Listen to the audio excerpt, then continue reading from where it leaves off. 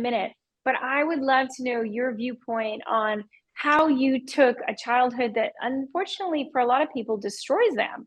And how did you get out of that childhood and become such a success?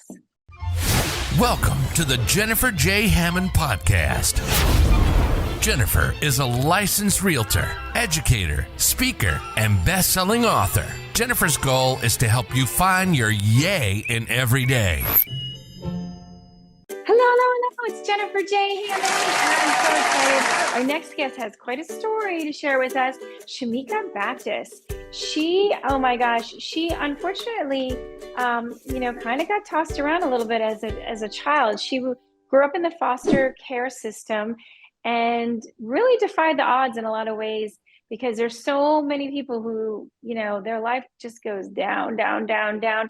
And she's had some ups and downs, but she has learned what it means to have courage, to have strength, and to fight through and persevere. So welcome to the show. Hi, Jennifer. Thank you for having me. How are you doing today? I'm absolutely so excited to talk to you. And you've been through a lot, but I wanted you to share a little bit about your childhood and how that defined you and why you got out. I'm curious about it. And we're going to go through some of your tips in a minute, but I would love to know your viewpoint on how you took a childhood that unfortunately for a lot of people destroys them. And how did you get out of that childhood and become such a success? Yes, thank you. So I think for me, when you look at the world around you and you understand and you see different lifestyles that your friends or your family members have, it really opens your eyes to understanding that there is better in life. You're able to achieve more in life. And I think for me, a pivotal moment of when I really, really learned this, I was aged out of foster care at 18 and I was actually homeless. And without having family to fall back on, I had a few friends along the way who, I could sleep on a couch or in a bed. But for the most part, being literally homeless in the streets and understanding that I had to come to a point where I had to figure out what was it that I wanted in life. And I think when you come to pivotal moments such as homelessness or hunger, it gives you a whole nother drive that you would never have imagined that you have inside of you. And I think it's good because you went with the positive attitude and a positive. And so one of the things we wanted to talk about is taking the things that you've learned from that childhood and then being homeless and just making success. And I kind of want to say creating it out of what other people have a lot easier of a time. And you kept that positive attitude. So we wanted to talk about some tips for anyone who's listening who might be a real estate agent, a real estate investor. We're actually in right now when we're recording this is the year 2023. And it's interesting because everything is changing. And there are a lot of challenges right now from the interest rates, the banking regulations. It's a very interesting time with lots of challenges and there's a lot of uncertainty. So I know one of the tips you talk about is positive affirmations. Will you give us some examples of those? I think that positive affirmations are very important. With positive affirmations, as I always say, for every negative, there is a positive. And so instead of looking at the market being a downfall, look at the market as though it's a great opportunity, right? And what we have to understand is when we have positive thoughts, those positive thoughts turn into positive actions, and then those actions turn into a reality. So if you're looking at the market like, oh my gosh, how am I going to do this? There's no hope, like we're crashing. No. There is always a resolution. So if you shift your mindset and look at the market as an opportunity to evolve, that's where the strength comes from, and that's where the evolution and the resilience comes from. Yeah, I agree. And I think the thing is there's always a way that you could look at the negative side, or there's always a way you could look at the positive side. And it really comes down to the choice. And those positive affirmations, I think, are really important because you can just constantly, like when something happens that many people would consider bad, often I go, I bet in the not too distant future, this is going to have a great story that I can tell. And it probably will even have some humor in it. even though right now I don't understand why this is happening, and it doesn't seem to be funny or humorous in any way. One day you can look back on it and laugh.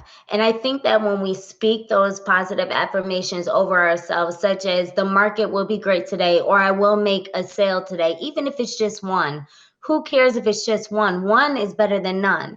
And so when we look at it from a positive perspective, you are affirming to yourself and over yourself what you're going to bring back to yourself. And I always say, you've got to put it out to the universe so the universe will bring it back. Yeah, and I have that yay. I often think that we've got to celebrate even the little stuff, because so often we're like looking for the really big win. You know, did you win the lottery? Did you have the best whatever? And so often I think we need to look at the little stuff so that we realize, oh, all of that needs to be celebrated, because celebrating little stuff, it makes it, we realize how many wins we have that sometimes we're overlooking because, again, we were looking for the big, big win. So also in the middle of buying a home, the real estate agent, the home buyer, the home seller, so often they're extremely stressed and they're trying to figure out what they can do and how they can handle that stress. And I know you have a tip for helping people with stress. I do.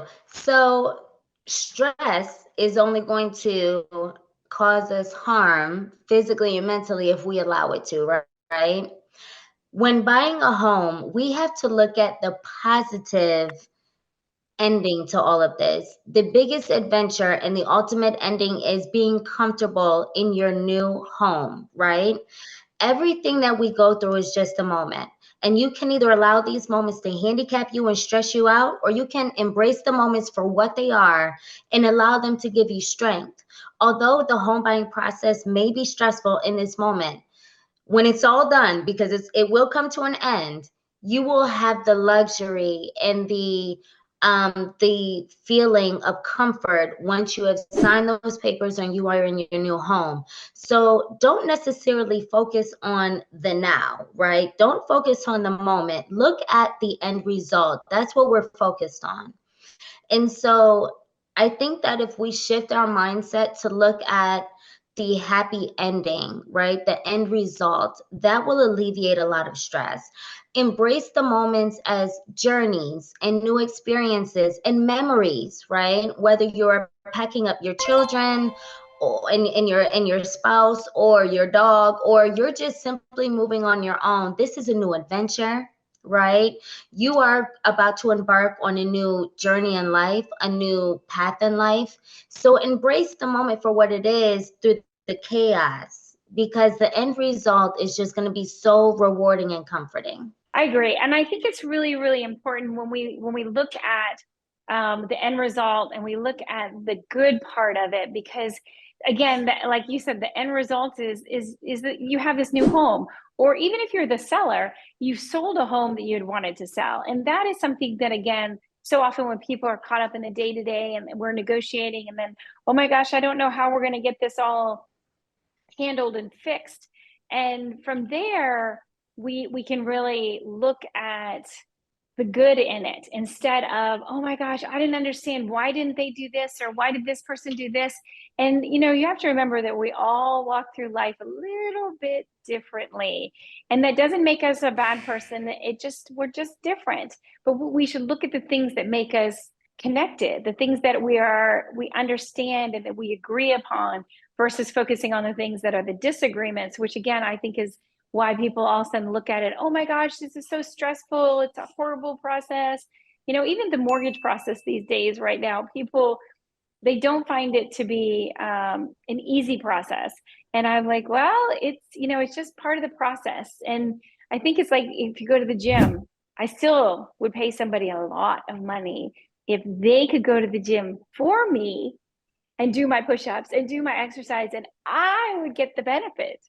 So, but you realize that we all have to go through life and we all have to figure it out, whatever that is. And so I think it's really, really important that we understand that. Now, you have a concept that I really love, and it's about home, and what you consider to be your home. And I know we always talk about a mansion or your dream home or that, and I hear this a lot of times with people. They're like, yeah, but this isn't this isn't my dream home. This isn't the perfect place. This isn't what I wanted. And I think you have a really great perspective of home and description, or maybe even a definition of home. Will you tell us about that? I will. So home is literally where the heart is. It literally is. I don't know if some of you remember that movie that came out years ago, Home is where the heart is. And when I live by that, because there's a couple reasons. The first reason is you could be in a situation to where you don't even have the opportunity to move into a home, or where you don't have a home. And so that is where the discomfort comes, right? Because we have to be grateful for the opportunity to even state, hey, I have a home. It does not matter if you are cramped into a one-bedroom apartment, a studio, you know, whatever type of living situation is not your ideal, right?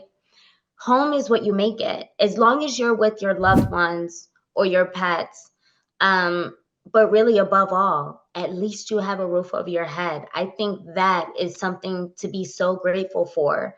And so when you look at it, again, shifting your mindset, not necessarily of the dream home that you desire to have, or looking at you know, the dislikes of a certain home, just being thankful that you have a home, because in that moment, whatever building and physical structure that is, you are able to create the biggest memories, the happiest memories, and that is what you want to look back on. And so home is not necessarily the physical building. It is what you make it. You know, it's the loved ones that you share it with. I'm a firm believer that it can always be worse, right? And sometimes we lose sight of our blessings. We forget that, hey, at least I had the opportunity to provide someone a home, right? Or at least I had the opportunity to be able to purchase a home.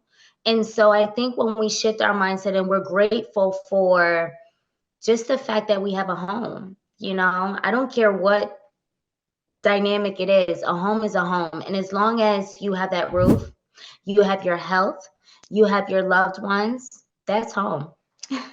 Yeah, I agree. And I think so often, you know, we have we let the negative sneak in to, oh, I want my home to be blah or blah. And the more that you can be happy with what's happening right now, where you're living right now and in the moment, and be really in the moment, I think the more that that life will go better and go better and better.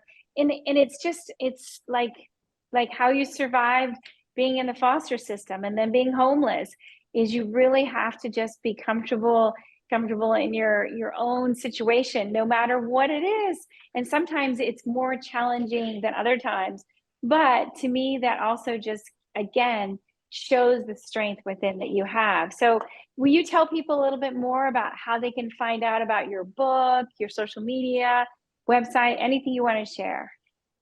So you are able to find my books on all outlets that sell, Amazon and Barnes and Noble. You can also visit my website at www.the/strength-within.com. And you can also find me on Instagram at the Strength Within official page. Well, thank you very much. I appreciate you being on the show today. And as you know, I ask everyone to lift their voice and say yay with me as we go off the air, okay? Okay. 3, 2, 1. Yay!